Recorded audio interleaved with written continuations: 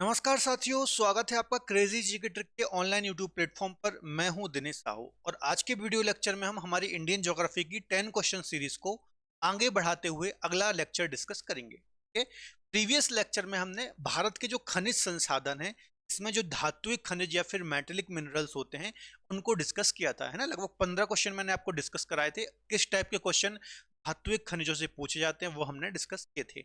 आज के लेक्चर में खनिज संसाधन के ही अंतर्गत अधात्विक खनिज और ऊर्जा खनिज, ठीक है, नॉन मेटेलिक मिनरल्स और जो एनर्जी मिनरल्स होते हैं वो हम डिस्कस करेंगे। इस प्रकार के इस टॉपिक से क्वेश्चन आते हैं वो हम डिस्कस करेंगे और आगे भी कहां से क्वेश्चन आ सकते हैं क्वेश्चन हम यहाँ डिस्कस करेंगे। ठीक है, तो काफी महत्वपूर्ण टॉपिक है। इस टॉपिक में थोड़ा सा बच्चों को दिक्कत भी आती है याद करने में। चीजों को हम यहाँ पर समझते हुए भी चलेंगे कि कैसे आप यहाँ पर चीजों को याद कर सकते हैं।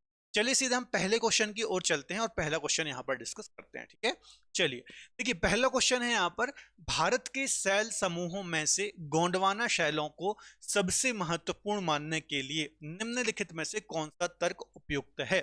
इंग्लिश में भी यहाँ पर क्वेश्चन लिखा हुआ है, आप पढ़ सकते हैं।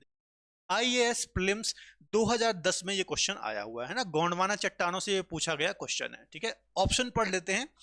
पहला है इनमें भारत का 90% से अधिक चूना पत्थर पाया जाता है। तो बिल्कुल नहीं, गोंडवाना क्रम की चट्टानों में चूना पत्थर नहीं पाया जाता है। ठीक है, इनमें भारत का 90% से अधिक कोयला भंडार पाया जाता है।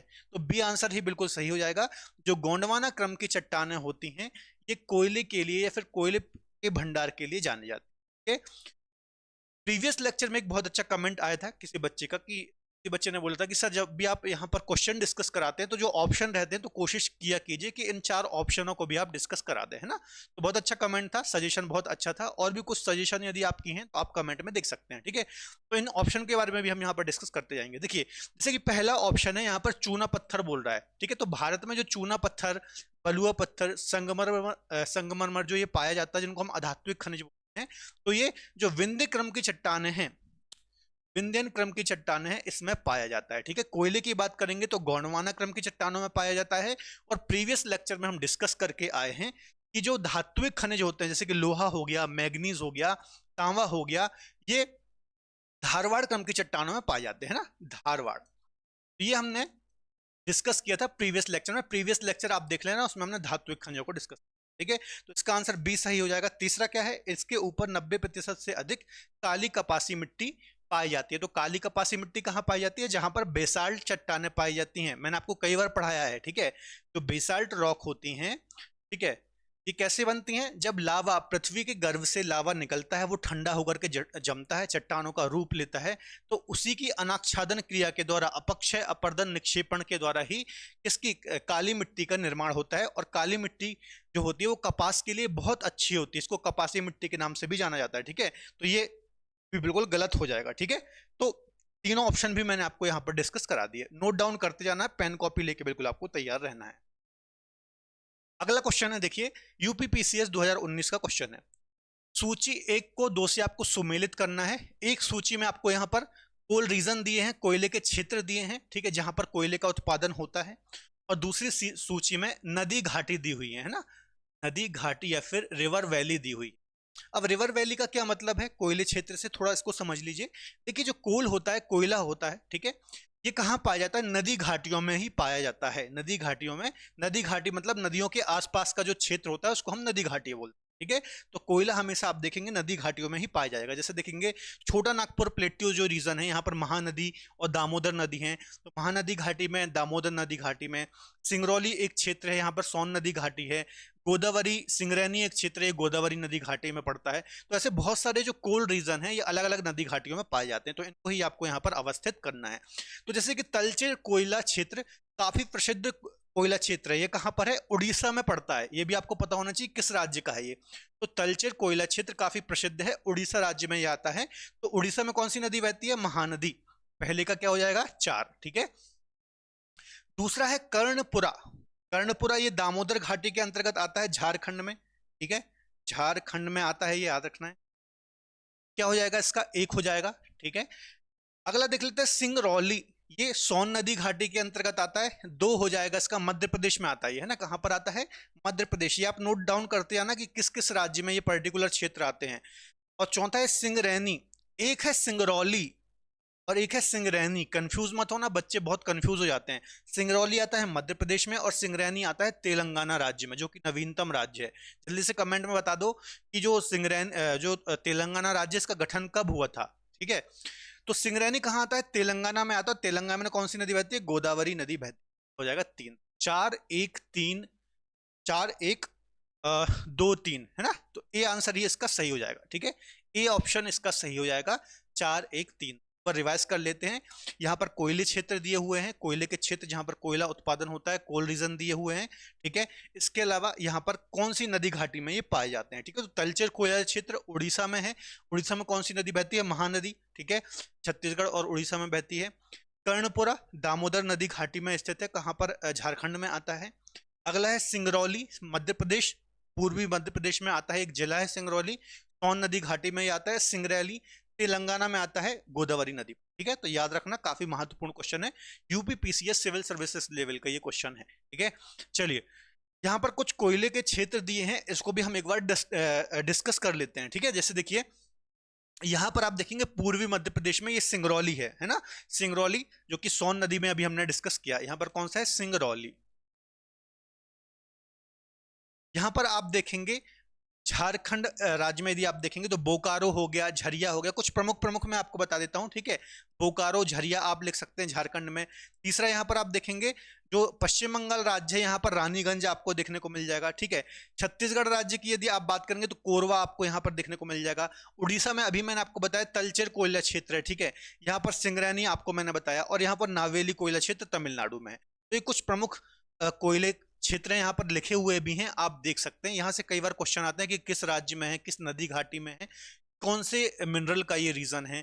तो आपको याद रखना है, यहाँ पर दिक्कत भी काफी ज्यादा होती है बच्चों को। ठीक है, चलिए अगला क्वेश्चन डिस्कस कर लेते हैं। अगला क्वेश्चन है, भारत में खनिज तेल का उत्पादन सर्वप्रथम प्रारंभ हुआ, है ना। जो खनिज तेल होता है, जो ऑयल होता है, ठीक है, इसका सर्वप्रथम प्रारंभ कहां से हुआ था? तो कहां से हुआ था? तो डिगबोई से खनिज तेल का उत्पादन सबसे पहले प्रारंभ हुआ था। आपको याद रखना है, डिगबोई कहां पर है? असम राज्य। असम राज्य नॉर्थ ईस्ट का, उत्तर पूर्वी राज्यों का के अंतर्गत आने वाला एक राज्य जिसको हम बोलते हैं असम। ठीक है, आपको याद रखना, तिनसुकिया जिला है, तिनसुकिया जिले के अंतर्गत आता है।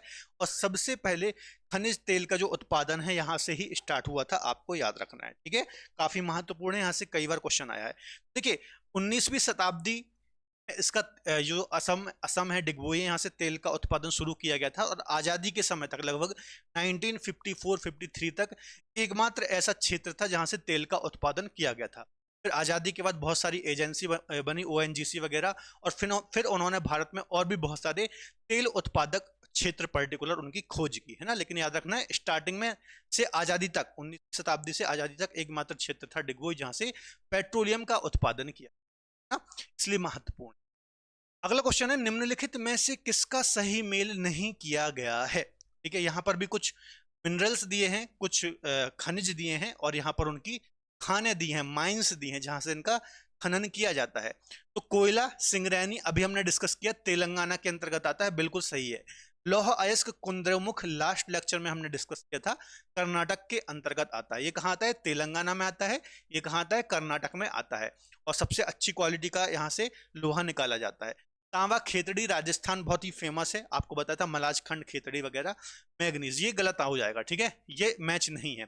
जब भी बच्चों क्वेश्चन में नहीं लिखा हो, है ना, कोई भी एग्जाम हो, आपको तो नहीं को मार्क करना है, क्योंकि ये नहीं पढ़ना हम अक्सर एग्जाम में भूल जाते हैं और यहाँ पर गलती करते हैं। ठीक है, तो जो कोरापुट है ये कहाँ पर आता है?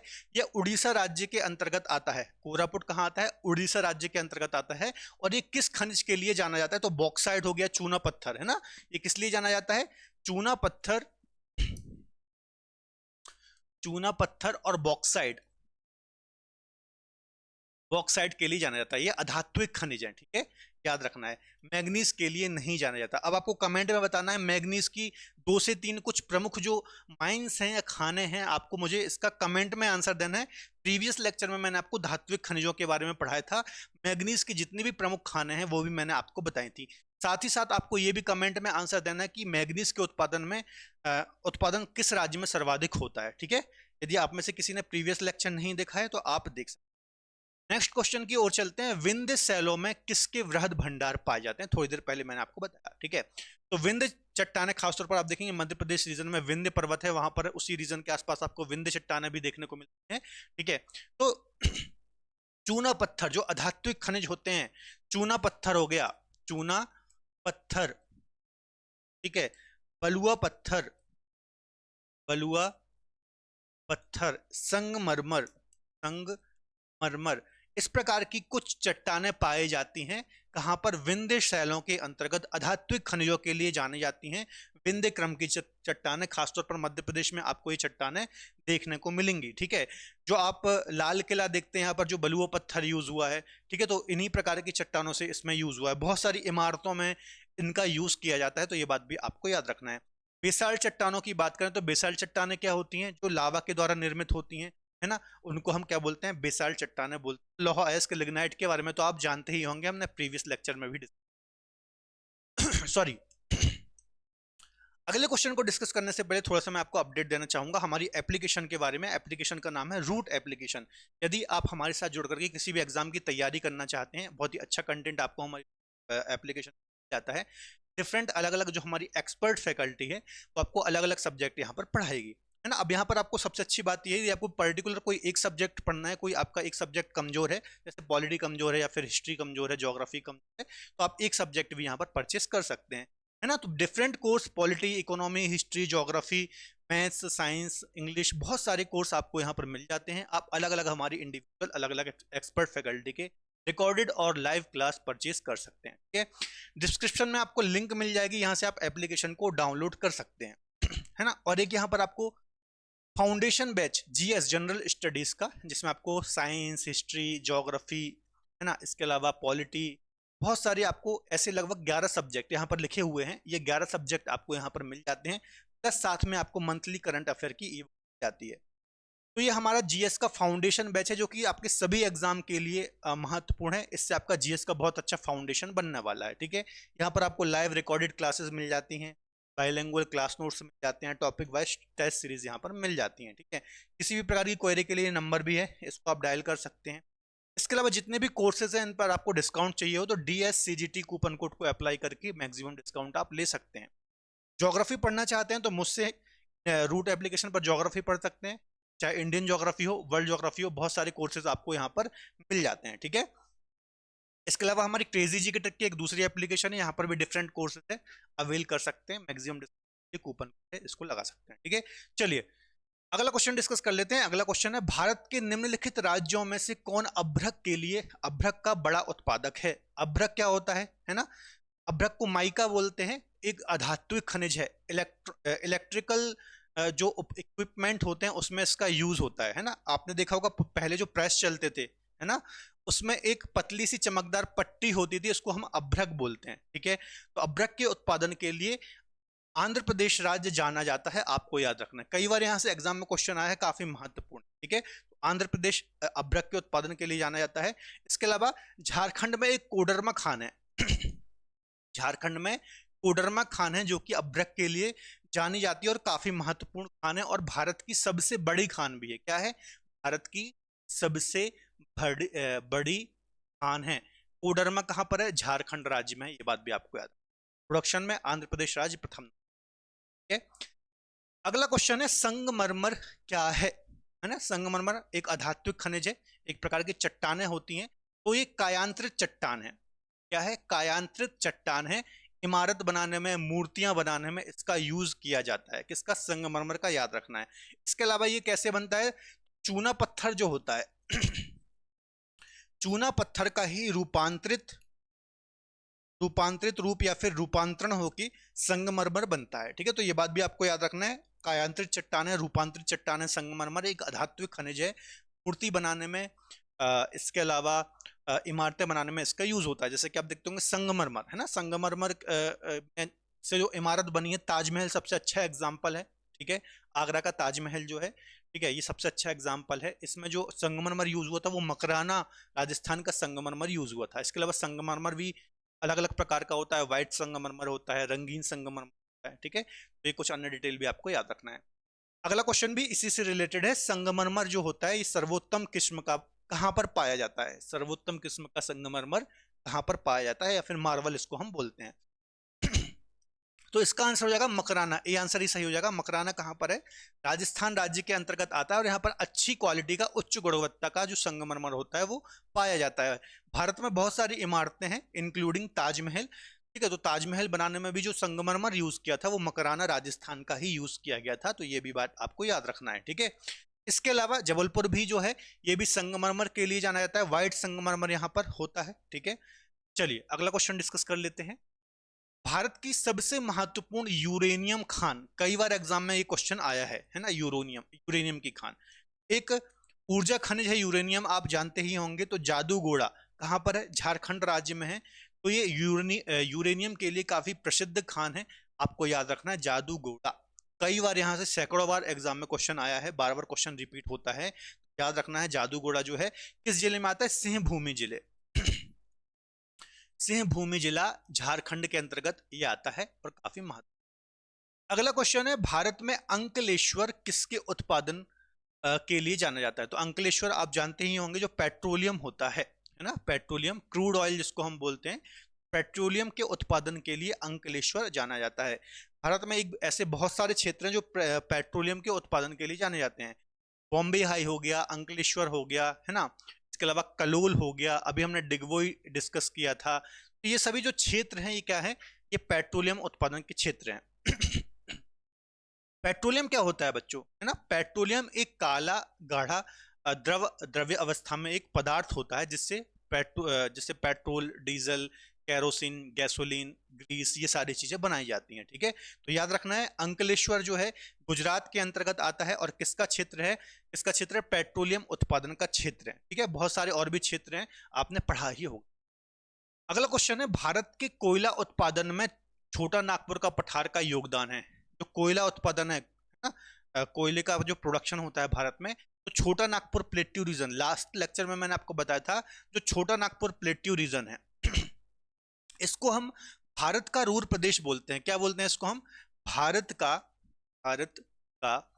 रूर प्रदेश, रूर प्रदेश बोलते हैं। रूर प्रदेश क्या है? लास्ट लेक्चर में मैंने आपको अच्छे से डिस्कस कराया था। रूर जर्मनी में एक खनिज संसाधन के लिए जाना जाने वाला क्षेत्र है जो कि विश्व विख्यात है ना। राइन नदी घाटी वगैरह आपने पढ़ा होगा। उसी प्रकार से भारत में जो खनिज संसाधन में संपन्न क्षेत्र है वो है छोटा नागपुर का पठार। तो चूंकि ये भारत में फेमस है और जर्मनी का रूर विश्व में फेमस है, तो इस छोटे नागपुर, जो ये छोटा नागपुर का पठार है, इसे उस जर्मनी के रूर से कंपेयर करके भारत का रूर प्रदेश कहा जाता है, ठीक है। तो याद रखना, यहाँ से क्वेश्चन आते हैं, लास्ट लेक्चर में मैंने आपको डिस्कस कराया था। तो इसका आंसर हो जाएगा 80%, ठीक है। भारत में जो कोयले का उत्पादन है उसमें 80% योगदान छोटा नागपुर के पठार का है। देखिए छोटा नागपुर का पठार कहाँ है? झारखंड के आसपास वाला जो ये रीजन दिख रहे हैं, ठीक है, ये छोटा नागपुर प्लेट्यू रीजन आता है। यहाँ पर आप देखिए बहुत सारे कोयले क्षेत्र मिल जाएंगे। झारखंड राज्य हो गया, पश्चिम बंगाल राज्य हो गया, छत्तीसगढ़ राज्य हो गया, थोड़ा बहुत यहाँ पर उड़ीसा आ जाएगा, ठीक है। झरिया हो गया, रानीगंज हो गया, तलचेत क्षेत्र हो गया, सिंगरौली हो गया, ठीक है। तो ये सभी कोयले क्षेत्र हैं और ज्यादातर जो कोयले के रिजर्व हैं आपको इसी रीजन के आसपास देखने, ठीक है। तो छोटा नागपुर का पठार कोयले के साथ साथ अन्य जो खनिज संसाधन है या फिर अन्य जो मिनरल रिसोर्स हैं उसके लिए भी जाना जाता है, ठीक है। चलिए अगला क्वेश्चन है, भारत में खनिज तेल के भंडार मुख्यतः किस प्रकार की चट्टानों में पाए जाते हैं? किस प्रकार की चट्टानों पाए जाते हैं? अवसादी, सेडिमेंट्री जो रॉक्स होती हैं, जो अवसादी परतदार चट्टानें होती हैं, इसमें ही खनिज तेल पाया जाता है। और खासतौर पर जो समुद्री अवसादी चट्टानें होती है जो समुद्र में पाए जाते हैं, यहाँ पर ज्यादातर पेट्रोलियम उत्पादन होता है। ज्यादातर आप देखेंगे जो विश्व भर में पेट्रोलियम उत्पादित होता है वो समुद्री क्षेत्रों से होता है, ठीक है। क्योंकि उसका निर्माण कैसे हुआ है, उस खनिज तेल का निर्माण कैसे हुआ है, वह है जो समुद्री जीव जंतु वनस्पति थी उससे ही वो तेल बना है लाखों करोड़ों वर्षों में, ठीक है। तो ज्यादातर किससे? अवसादी चट्टानों में ये पाया जाता है और समुद्री अवसादी चट्टानों में ये पाया जाता है, आपको याद रखना है, ठीक है। अगला क्वेश्चन डिस्कस कर लेते हैं, झारखंड में कोयले की खानें स्थित हैं, इनमें से कौन सी खान है जो झारखंड की है? तो सिंपल सा क्वेश्चन है, पहले भी हमने डिस्कस किया है इसको। तो झरिया जो है झारखंड में एक खान है कोयले की या फिर कोल की, ठीक है। कुछ अन्य खान है जैसे कि झरिया हो गया, धनबाद हो गया, बोकारो हो गया, गोंडा हो गया, ठीक है, गिरिडीह हो गया, ठीक है। ये सभी, कर्णपुरा भी हमने डिस्कस किया था, ठीक है। तो ये सभी जो हैं ये किसकी खान है? ये कोयले की खान है झारखंड राज्य के अंतर्गत। तो ये भी आपको याद रखना है, आप स्क्रीनशॉट इसका अगला क्वेश्चन देख लेते हैं, विंध्य शैलों में किसके वृहद भंडार पाए जाते हैं? तो अभी मैंने आपको डिस्कस करा दिया, विंध्य चट्टानें जो होती हैं में क्या पाया जाता है? विंध्य चट्टानों में चूना पत्थर हो गया, संगमरमर हो गया, बलुआ पत्थर हो गया। अधात्विक खनिजों के लिए ये चट्टानें जानी जाती है ना। चूना पत्थर, इसके साथ साथ आप और लिख सकते हैं बलुआ पत्थर, सॉरी शायद क्वेश्चन रिपीट हो गया है, कोई दिक्कत नहीं है, बलुआ पत्थर है ना, ये नोट डाउन कर लेना आप, संगमरमर, शायद रिपीट हो गया क्वेश्चन, आप नोट डाउन कर लो, लेकिन इंपॉर्टेंट है ना। मैं एक बार आपको रिवाइज करा देता हूं। देखिए, यदि धात्विक खनिजों की बात की जाए, धात्विक खनिज, धात्विक खनिज मतलब मेटेलिक मिनरल्स, ठीक है, आप लिख लेना, मैंने शॉर्ट में लिख दिया है। यदि किसी भी धात्विक, अब धात्विक खनिज मतलब जो धातुएं, जिनसे हमें धातुएं प्राप्त होती है, मेटल प्राप्त होती है, धातुएं मतलब लोहा हो गया, तांबा हो गया, मैग्नीज हो गया, है ना, सोना चांदी, ये सब धातुएं होती हैं। तो धात्विक खनिजों के लिए कौन सी चट्टानें जानी जाती हैं? कर्नाटक में कौन सी चट्टानें पाई जाती हैं धात्विक खनिज? ठीक है, तो धारवाड़ क्रम की चट्टानें, धारवाड़, धारवाड़ क्रम की चट्टानें जो होती हैं, ये भारत में धात्विक खनिजों के लिए जानी जाती हैं। कौन कौन से खनिज पाए जाते हैं इसमें? लोहा हो गया, ठीक है, उच्च गुणवत्ता का लोहा हो गया, मैग्नीज हो गया, ठीक है, तांबा हो गया।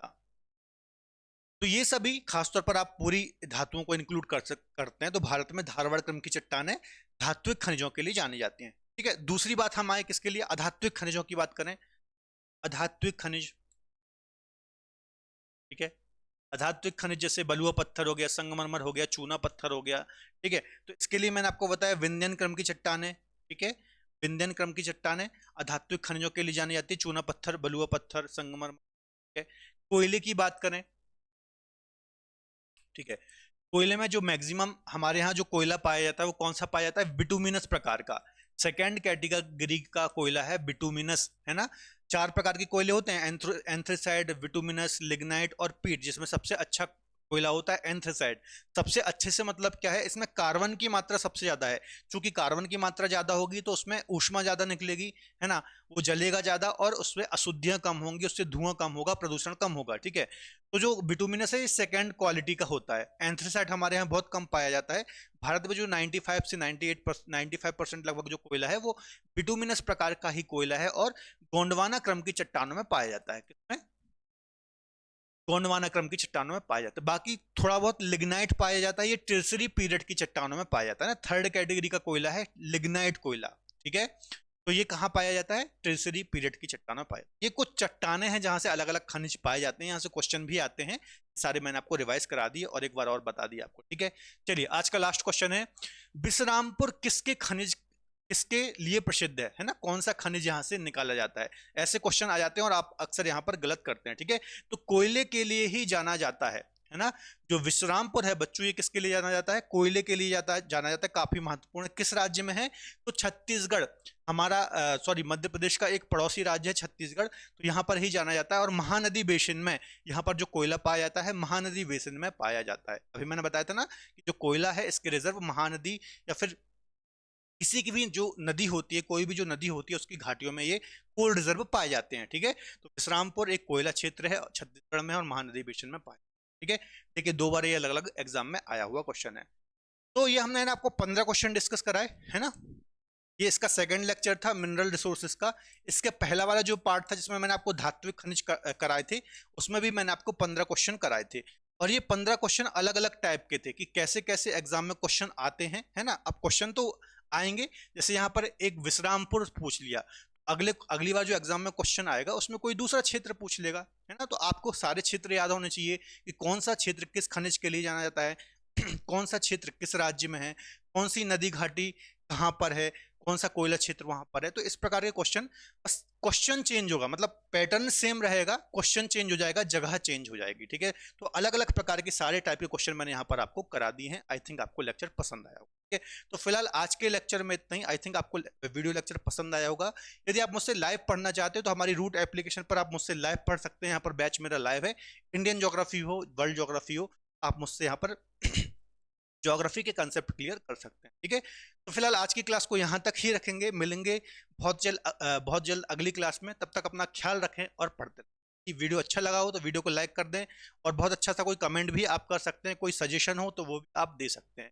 ठीक है, तब तक के लिए धन्यवाद, अपना ख्याल रखें। जय हिंद, बाय बाय, टेक केयर।